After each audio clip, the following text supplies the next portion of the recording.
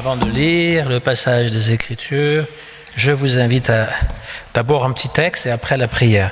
Sur le chemin qui les conduit à Emmaüs, les disciples sont fatigués, découragés.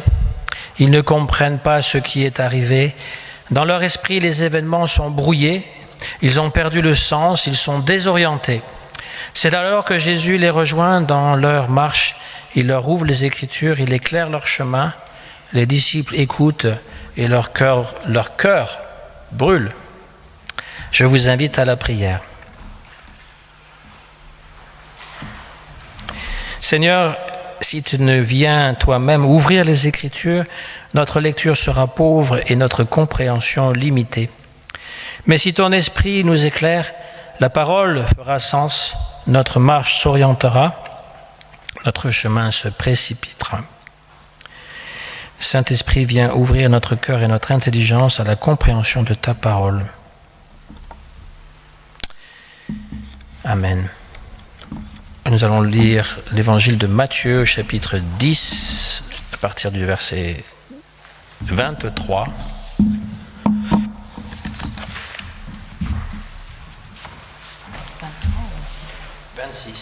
Tu précises. Bonjour, donc nous lirons dans le Nouveau Testament, dans le livre de Matthieu, au chapitre 10, des versets 26 à 33. Ne les craignez donc point, car il n'y a rien de caché qui ne doive être découvert, ni de secret qui ne doivent être connus. Ce que je vous dis dans les ténèbres, dites-le en plein jour. Et ce qui vous est dit à l'oreille, prêchez-le sur les toits. Ne craignez pas ceux qui tuent le corps et qui ne peuvent tuer l'âme. Craignez plutôt celui qui veut faire périr l'âme et le corps dans la guéhenne. Ne vend-on pas 2 passereaux pour un sou? Cependant, il n'en tombe pas un à terre sans la volonté de votre Père. Et même vos cheveux sont tous comptés. Ne craignez donc point. Vous valez plus que beaucoup de passereaux. C'est pourquoi, quiconque se déclarera publiquement pour moi, je me déclarerai moi aussi pour lui devant mon Père qui est dans les cieux. Mais quiconque me reniera devant les hommes, je le renierai aussi devant mon Père qui est dans les cieux.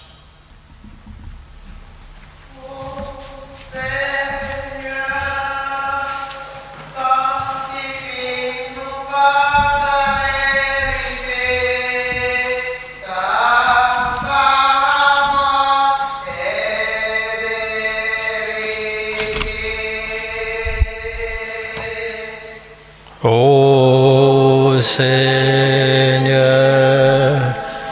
sanctifie-nous par ta vérité.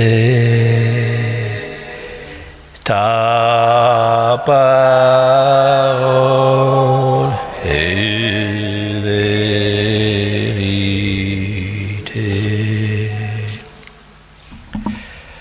Ne craignez pas.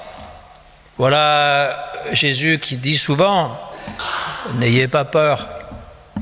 On attribue souvent cette phrase à Jean-Paul II parce qu'il l'a proférée dans les années 80, à un moment où les choses étaient un peu compliquées. Mais est-ce que le monde a jamais été simple? Il y a toujours eu des problèmes. N'ayez pas peur, mais ça ne vient pas de Jean-Paul II, ça vient du Christ. C'est lui qui n'arrêtait pas de dire « N'ayez pas peur ici, ne craignez pas ». Et alors, quand on entend quelqu'un qui dit « N'ayez pas peur, ne craignez pas », c'est ça qui nous fait peur. C'est comme quand vous allez chez le médecin et vous avez un enfant qui doit avoir une piqûre et on lui dit « Ça fait pas mal ».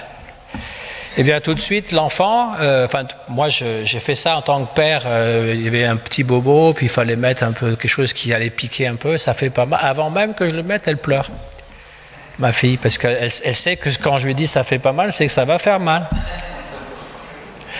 Et donc, n'ayez pas peur. Alors je sais qu'il y a des médecins qui annoncent ça quand même plus subtilement, c'est sûr. Je fais une caricature encore une fois, je dis simplement que Jésus, il annonce quand même les problèmes. Ne craignez pas, ça veut dire qu'il y a un danger.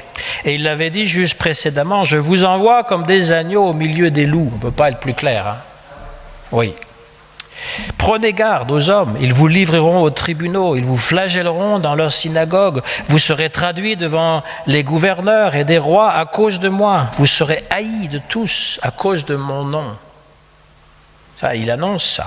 Et il continue donc avec ce passage que nous avons lu, ne les craignez pas. Ne les craignez pas. Les apôtres sont prévenus, et pourtant Jésus les invite à avoir l'audace de témoigner. Son argument, c'est que la vérité est irrésistible, rien n'arrêtera la révélation. Il y a une histoire dans la mythologie grecque. C'est un roi qui reçoit Apollon, qui reçoit aussi un autre être humain, qui sont tous les deux musiciens, ils se mettent à jouer et il doit attribuer la meilleure note, un prix au meilleur musicien, et il attribue ça à l'homme et non pas à Apollon, qui n'est pas content, donc il prend ce roi qui s'appelle Midas, il le prend par les oreilles et lui tire les oreilles à tel point qu'il a des oreilles d'âne. Et donc il a tellement honte d'avoir des oreilles d'âne qu'il se met la couronne de roi pour cacher ses oreilles d'âne. La seule personne qui sait qu'il a des oreilles d'âne, c'est surprenant que sa femme ne le sache pas, mais peut-être qu'il dort avec sa couronne aussi, mais c'est le barbier, c'est le coiffeur, parce que quand il doit le coiffer, il a ses belles oreilles, et il lui dit « tu dis rien à personne, sinon je te tue ». Mais un secret, c'est difficile à garder. C'est pour ça que c'est mieux de ne pas les confier, les secrets. Parce que c'est difficile à garder, ça brûle à l'intérieur et il fallait qu'il le dise à quelqu'un, mais comme il pouvait le dire à personne, il allait courir près de la rivière. Il a creusé un trou et il a crié « Midas a des oreilles d'âne » et il a refermé le trou, etc. Et donc il a livré son secret à la nature et il était soulagé. Ouf! Sauf que a poussé des roseaux sur cet endroit et les roseaux, ils ont divulgué le secret avec le vent. Midas a des oreilles d'âne, Midas a des oreilles d'âne, et c'est revenu aux oreilles du roi, évidemment, qui avait effectivement des oreilles d'âne. Et la morale de cette histoire, c'est pas une fable de La Fontaine, c'est plus dans Ovide et les Métamorphoses, que vous avez peut-être appris en 6e, mais à une autre génération, à une autre époque, n'est-ce pas? Et donc, c'est la morale, c'est qu'un secret sera toujours connu. Ce qui est caché sera révélé. Dit Jésus ici, il dit « Tout ce qui est voilé sera dévoilé, tout ce qui est caché sera connu. » Donc, n'hésitez pas. Ce qui est voilé, c'est quoi? C'est la parole de l'Évangile. Jésus envoie ses disciples pour que cette parole soit proclamée, dévoilée. Ils ne doivent pas craindre les ennemis de la parole, car cette parole est irrésistible, rien n'empêchera sa révélation. Jésus a toujours parlé en public, mais en secret, il parle. En privé, il parle à ses disciples. Son enseignement privé n'est pas réservé à une élite. Il veut que cet enseignement soit distribué. Il dit à ses disciples, allez le dire à tout le monde. Ne craignez pas ceux qui peuvent tuer le corps, mais ne peuvent tuer l'âme. Pour la 3e fois, Jésus dit, ne craignez pas. Il sait qu'il y a des risques à prêcher la parole, des risques corporels bien réels. Et dans l'histoire, on a vu que les chrétiens, les premiers chrétiens, ont été persécutés, ont été mis à mort, les fameux martyrs. Là encore en 6e, je regarde Olivier parce qu'on est de la même génération, la Blandine, la petite Blandine qui a été dévorée par les lions. Je ne sais pas si on apprend toujours ça en 6e, non. Et donc, c'était une chrétienne qui donc a subi le martyre de façon très stoïque, même si elle était chrétienne. Et même récemment dans les pays communistes, que ce soit en Russie et en Chine, aujourd'hui on peut être mis en prison toujours pour proclamer la parole. Et puis que dire des pays musulmans où il y a une très grande intolérance par rapport aux minorités religieuses. Et il y a beaucoup de chrétiens, d'ailleurs quand je vais assez souvent, lorsque Saint-Égidio, l'église catholique à côté, ils font la commémoration de tous les chrétiens qui ont été tués dans le monde. Et c'est assez impressionnant de voir tous les pays où il y a des chrétiens qui ont été exécutés, tués simplement parce qu'ils étaient chrétiens. Tous les ans. Quelques dizaines, de centaines même de personnes qui ont été torturées ou mises à mort pour leur foi. Jésus dit aussi dans l'évangile de Jean, « L'heure vient où celui qui vous fera périr croira rendre un culte à Dieu. » Ce sera carrément un culte que d'exécuter ceux qui suivent Jésus. Moi, ce que ça me dit aussi, c'est cette violence un peu inhérente à l'être humain, que Freud avait déjà souligné qu'à l'intérieur de nous, les choses qu'on ne s'avoue pas, elles sont à l'intérieur, plus cachées, on va dire, parfois inconscientes. L'agressivité. On le voit avec les incivilités sur la route, pour un rien, les gens se tapent dessus parce que, voilà, il y a eu quelqu'un qui a klaxonné pour un petit peu impatiemment ou qui est passé un trop près, puis là, tout de suite, il y a des gestes et des paroles qui dégénèrent.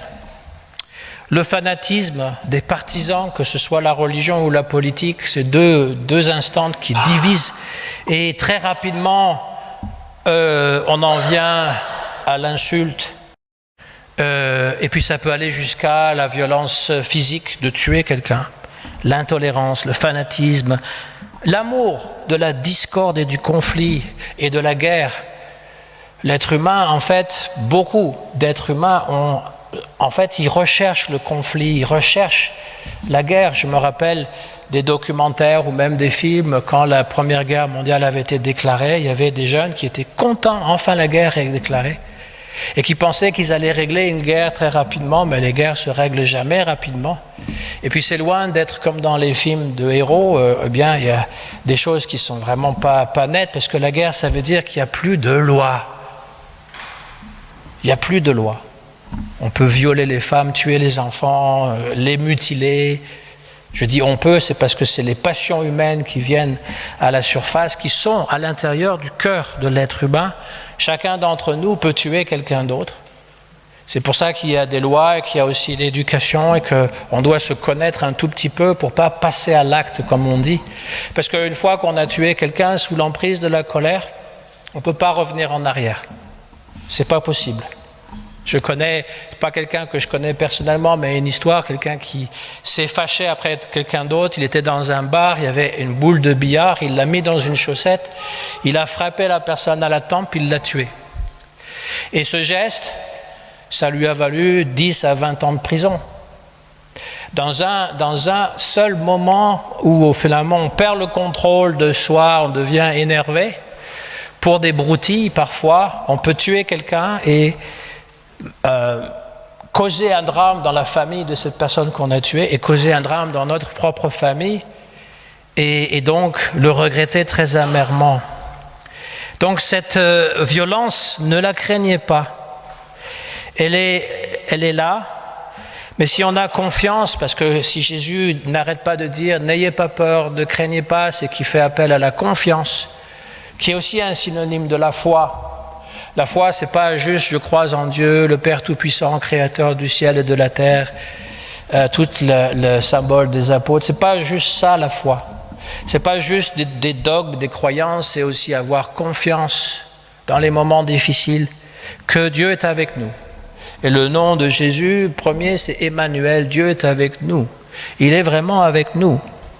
Et l'intolérance, le fanatisme, ces choses-là ont toujours existé et on a très souvent, les personnes qui annoncent un monde pacifique, un monde meilleur où les gens peuvent être égaux, eh bien, sont assassinés. Et pour retenir seulement les personnes les plus religieuses du monde contemporain, je cite Mahatma Gandhi, qui prêchait la non-violence, Martin Luther King, qui était pasteur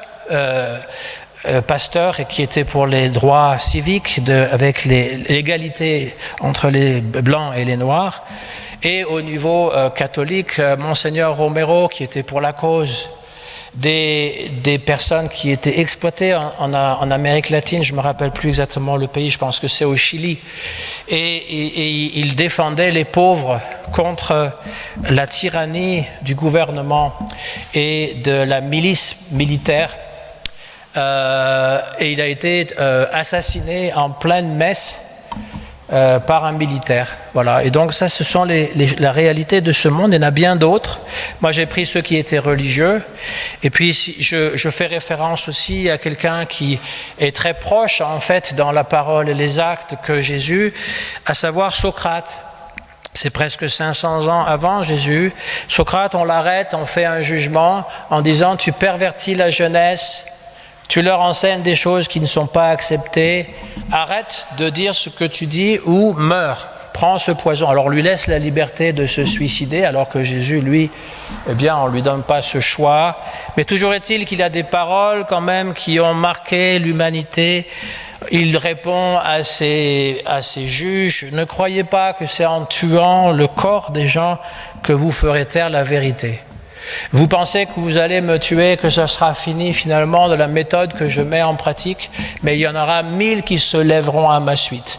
Et la preuve est que Platon, donc le père de la philosophie occidentale, parce que toutes les autres philosophies découlent de Platon, y compris Aristote, qui est un autre courant, mais qui était son disciple. Platon écrira tous ses livres en référence à la mort exemplaire de Socrate, qui dit « Moi, je n'ai pas peur de mourir. » Parce que je sais que la vie continue. Alors, il n'était pas chrétien, je vous l'accorde. Mais quand même, on veut se débarrasser de gens qui disent une vérité qui dérange. Voilà. Et la fameuse caverne, le mythe de la caverne de Platon, c'est en référence à Socrate, mais on pourrait tout à fait prendre Jésus. Des gens sont dans une caverne, ils voient des projections sur les murs, ils pensent que c'est la vie réelle, mais c'est juste que des projections, des images d'ombre. On pourrait dire des films aujourd'hui. Et il y en a un qui sort de la caverne, qui va voir la lumière du soleil, qui va voir le monde tel qu'il est. Et il va redescendre dans la caverne pour dire le monde réel n'est pas ce que vous croyez. Il y a un vrai monde au-delà. Et les gens, ils pensent qu'ils sont enchaînés. Ils n'ont pas des chaînes réelles, mais ils pensent qu'ils ont des chaînes et qu'ils regardent des ombres et ils ne le croient pas et ils le tuent. Et ça, c'est en référence à Socrate qui veut éveiller les gens à la lumière de l'intellect pour comprendre qu'il y a un monde meilleur que le monde que l'on vit, et donc on tue Socrate. Mais on peut l'appliquer à Jésus, parce que Jésus, lui, il a vu la réalité du Père, le royaume céleste, et lorsqu'il vient dans ce monde de ténèbres, l'évangile de Jean nous parle bien de ce combat entre les ténèbres et la lumière. Eh bien, les ténèbres n'ont pas aimé la lumière et ont essayé d'avaler la lumière, de le tuer, mais comme Socrate l'avait dit, vous pouvez tuer le corps, mais l'esprit va survivre, l'esprit du christianisme. D'abord, son corps physique est ressuscité, mais aussi l'esprit du christianisme. Et donc ici, n'ayez pas peur. N'ayez pas peur, même s'il tue le corps, eh bien l'âme va survivre à la mort, parce que c'est une parcelle divine qui provient de Dieu, qui est indestructible. Dieu fit l'homme à son image, hommes et femmes, il les fit à son image, et puis il va insuffler en eux le souffle de vie, et il va devenir une âme vivante. Jésus proclame que l'on peut retrouver cette âme vivante à l'intérieur de soi, bien enfouie dans le corps qui parfois nous cause des douleurs, qui est peut-être malade, il a des rhumatismes, et puis des maux de tête, des maux de dents. Par-delà la maladie physique ou mentale, la vieillesse et la mort, il y a l'âme spirituelle qui est indestructible. Ni les flèches ne la percent, ni la flamme ne la brûle, ni les eaux de l'humecte, ni le vent la dessèche, inaccessible aux coups et aux brûlures, éternel, immobile, inébranlable, invisible, ineffable, immuable. Voilà quelques-unes de ces qualités, de ces attributs de l'âme. Et Jésus appelle cela enfant de Dieu. L'âme est de nature divine. On est chacun fils et fille de la lumière éternelle, transcendant C'est cet enseignement-là que Jésus charge ses disciples de révéler en plein jour. On a coutume de décrire le christianisme, de dire que Dieu est devenu homme en Jésus et sa mission c'était de mourir sur la croix pour nous sauver des péchés. Ça c'est ce qu'on entend, ça c'est le dogme. On parle de sacrifice, il est venu s'offrir, cloué sur la croix, saignant pour l'éternité, pour l'humanité, un Dieu qui meurt parce qu'il nous aime. Nous avons l'habitude de penser que la foi, c'est l'adhésion à un système de croyance et que c'est le mystère aussi de l'Eucharistie qui ne s'explique pas. C'est en partie vrai, mais pas complètement, parce que là, on occulte tout le côté lumineux de Jésus. On ne parle pas de son enseignement. Dans le symbole des apôtres, il est né de la Vierge Marie, il a souffert, il est mort sous Ponce Pilate. Pauvre Jésus, il n'a pas vécu. Il n'a pas vécu, il n'a pas fait de miracle, il n'a pas aidé les gens, il n'a pas été plein de compassion envers les gens, il n'a pas de vie. On ne souligne pas cette vie-là. Vous imaginez-vous si je devais faire un service funèbre pour votre père ou votre maman et tout ce que je dis, c'est qu'il est né et il est mort. Et je ne souligne pas ce qu'il a fait dans sa vie. Comme si finalement sa vie n'avait aucun sens. Mais non, Jésus, il a fait plein de choses intéressantes et là on parle de ses enseignements. Et c'est ça qui est très important. Et donc le Christ est ressuscité, c'est pour ça qu'on est croyant. On est chrétien parce qu'on dit le Christ est ressuscité, c'est le matin de Pâques. La résurrection, ça veut dire le corps transfiguré, ça veut dire le Christ en gloire, illuminé, auquel on ressemble aussi. Quand j'ai mal, quand je suis en souffrance, quand j'ai des problèmes, alors je peux m'identifier au Christ sur la croix. Mais quand je vais bien, eh bien je devrais m'identifier au Christ qui est glorieux, qui est lumineux, qui est transcendant, qui est le Christ de la transfiguration. Et ça fait partie du message aussi. La vie n'est pas simplement une sombre vallée avec les pleurs et avec la mort au bout du chemin. C'est pas simplement ça. Je suis venu, dit Jésus, pour qu'ils aient la vie et la vie en abondance. Vivre une vie chrétienne, c'est témoigner de la joie de la résurrection. On peut vivre la résurrection dans notre vie. Sinon, si on n'est pas plein de joie, on n'a pas l'essence de l'évangile, on ne vit pas selon l'évangile. L'évangile que Jésus veut que ses disciples annoncent, je dis toujours cette phrase, mais je pense qu'elle résume tout. Qu'est-ce que l'évangile que Jésus annonce? La vie est belle et Dieu est bon. Amen.